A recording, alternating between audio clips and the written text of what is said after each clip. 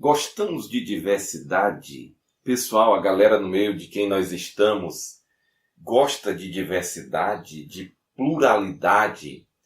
O pluralismo é algo que nós podemos dizer que realmente faz parte da nossa cultura. Apenas as pessoas dos nossos dias gostam disso? Ou no passado isso também era algo apreciado? O que isso tem a ver com cristianismo? Esse tipo de coisa pode trazer alguma influência sobre o cristianismo? Então é isso aí, fica aí, que a nossa abordagem de hoje é essa obra que vai tratar exatamente sobre isso. A obra que nós queremos apresentar hoje é essa obra escrita por Andreas Kostenberg e Michael Kruger. Os dois são eruditos que têm os seus estudos voltados para a área do Novo Testamento. Andreas Kostenberg, ele nasceu no dia 2 de novembro de 1957, o que seria o nosso dia de finados aqui no Brasil. Ele obteve o seu PhD em 1993 no Trinity Evangelical Divinity School. Escreveu já diversas obras, entre elas Deus, Casamento e Família, Reconstruindo o Fundamento Bíblico em 2011 e Pai, Filho e Espírito Santo, a Trindade e o Evangelho de João. Michael Kruger é professor de Novo Testamento no Reformed Theological Seminary em Charlotte, NC. Kruger é um dos principais estudiosos de hoje em cristianismo primitivo e cânon. Escreveu também várias obras, entre elas The Gospel of the Savior, em 2005, e Canon Revisited, em 2012. Obras ainda não traduzidas para a língua portuguesa, não até onde eu estou inteirado. Essa obra ela tem o propósito de refutar a tese de Bauer, de Walter Bauer. Não confunda com o F.C. Bauer. O Walter Bauer, ele foi um famoso lexicógrafo alemão, foi um cara muito capaz nos seus dias, mas ele foi quem escreveu uma tese dizendo que no cristianismo primitivo não havia ortodoxia. Haviam ortodoxias, haviam cristianismos. A ortodoxia e o cristianismo como nós conhecemos hoje é um produto da ortodoxia que venceu. Mas a proposta de Bauer é que não era assim logo no primeiro século, e ele apresenta vários argumentos. Quando Bauer apresentou a sua tese, ela foi criticada. Logo no período que Bauer apresentou a sua tese, em 1934, várias resenhas deram boas-vindas, mas várias outras fizeram críticas mostrando as fraquezas da tese de Bauer. Um fato muito significativo é que em nossos dias a tese de Bauer tem recebido uma roupagem moderna.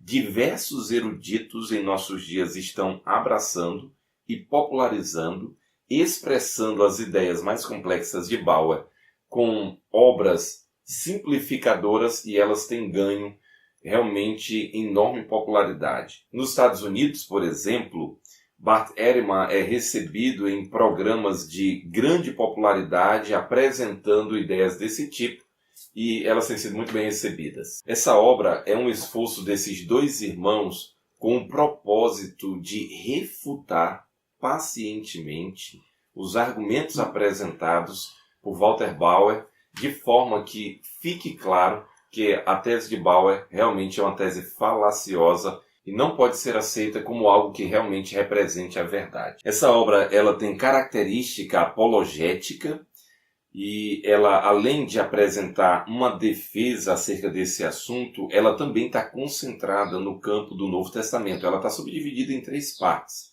Na primeira, eles vão falar sobre cristianismo primitivo. Na segunda parte, eles vão falar sobre cânon. E na terceira, sobre crítica textual. O primeiro capítulo da obra é basicamente um esforço para apresentar de maneira honesta a tese de Bauer e também a roupagem moderna que ela recebeu.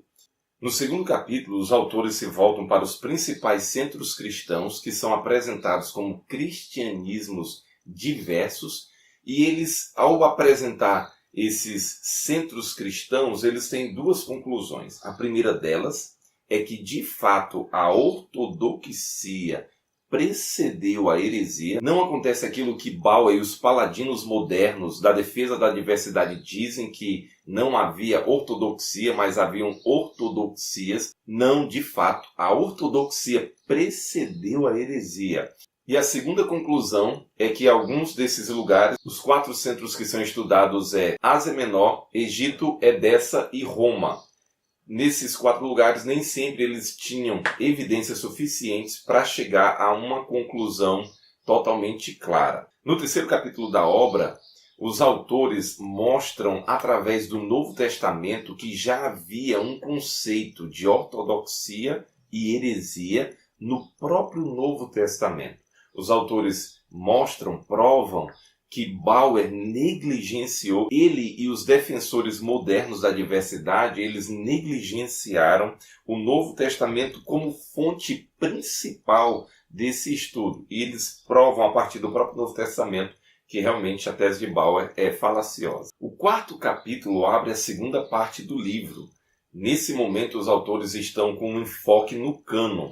O famigerado erudito do Novo Testamento, Bart Ehrman, propõe que o cânon ele foi uma imposição. Na verdade, os autores, com muita habilidade, eles mostram que o cânon não foi imposto. O cânon foi reconhecido pela igreja primitiva. Os argumentos dos autores deixam esse ponto muito claro. No capítulo 5, os autores estão concentrados no próprio Novo Testamento e também apresentam amplas evidências na patrística. O próprio Novo Testamento já dá indícios de um reconhecimento e os pais, desde bem cedo, a partir já do 2º século, mostram que reconheciam uma limitação do cânon. Com essas coisas em mente, os autores mostram com clareza que não é porque haviam diversas obras escritas naqueles dias que qualquer uma poderia fazer parte do cânon. No 6º capítulo, os autores tratam de demonstrar os contornos do Novo Testamento. Eles estão interessados em demonstrar por que temos os 27 livros, por que não menos, por que não mais, e por que estes especificamente. O trabalho feito tanto nos livros do Novo Testamento como também naqueles que são apócrifos é um trabalho relevante para demonstrar por que temos esses 27 livros no Novo Testamento e não outros. O 7º capítulo abre a terceira e última parte do livro. Nesse momento agora, os autores estão concentrados na crítica textual. Todos que estão inteirados com os trabalhos de Bart Ehrman sabem que esse autor do campo liberal ataca de maneira virulenta os escritos do Novo Testamento, fazendo amplo uso da crítica textual. O capítulo 7 é um esforço para responder especialmente a 2 acusações feitas ao texto bíblico. Em primeiro lugar, o cristianismo era uma religião de camponeses analfabetos. Em segundo lugar, os escribas fizeram um trabalho deplorável e, por isso, não há como confiar nos escritos do Novo Testamento. Respondendo a isso, os autores afirmam que o cristianismo, desde o início, é uma religião dos livros. O segundo argumento é que haviam cristãos entre todas as classes, portanto, haviam cristãos entre os alfabetizados. E o terceiro argumento apresentado pelos autores é que os líderes cristãos eles eram engajados em ler e escrever. No que diz respeito aos escribas, os autores deixam muito claro que o trabalho dos escribas era um trabalho de peritos, não era um trabalho de amadores. Então os erros que aconteceram não eram erros resultantes do trabalho de camponeses ou de escribas que eram amadores naquilo que estavam fazendo. Os erros que aconteceram realmente porque era um trabalho humano e por causa disso realmente erros aconteceriam. O capítulo 8 é um esforço exatamente para mostrar o trabalho dos escribas e lidar com as variantes textuais. Já que há uma acusação de que o texto foi alterado de maneira incorrigível, os autores tentam mostrar exatamente que houveram alterações, mas não é desse modo. Eles apresentam pelo menos 4 argumentos para provar o contrário. Em primeiro lugar, os autores demonstram que há razões suficientes para acreditar que o texto original foi preservado em algum lugar. Em segundo lugar, os autores demonstram que a maioria das alterações são secundárias e insignificantes. Em terceiro lugar, a pequena parte de variantes ou variáveis textuais recebe um tratamento adequado através da metodologia da crítica textual.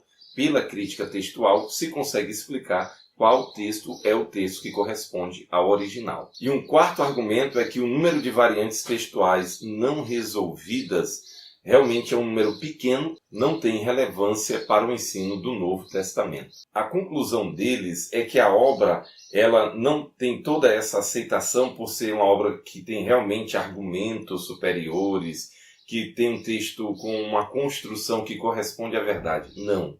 Ela, por estar em sintonia com o espírito da nossa época, tem toda essa recepção. No clássico Como Ler Livros, Mortimer Adler e Charles Van Doren falam que vários livros não são bem escritos. Essa crítica não pode ser feita a essa obra de Kostenberg e Kruger. Realmente, o livro trata de um assunto difícil.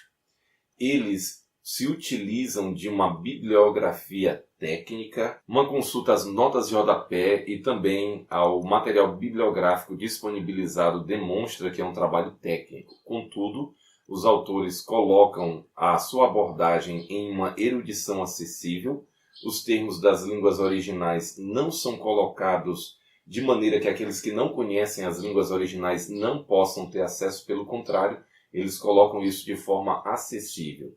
Temos uma obra que traz a erudição de forma acessível em um assunto muito importante. Eu não tenho como aumentar ou como intensificar a recomendação a essa obra. Em dias em que a diversidade, o pluralismo é tão amado, é tão desejado, é tão bem recebido, é tão aplaudido, a obra de Kostenberg e Kruger vem para refutar primordialmente a tese de Bauer e também para demonstrar que os paladinos modernos da defesa da diversidade estão completamente errados. Não tem como aumentar a importância dessa obra. Por favor, adquiram, leiam, vocês vão estar fazendo um grande bem para si mesmos e para um cristianismo robusto em nossos dias. É isso aí, valeu.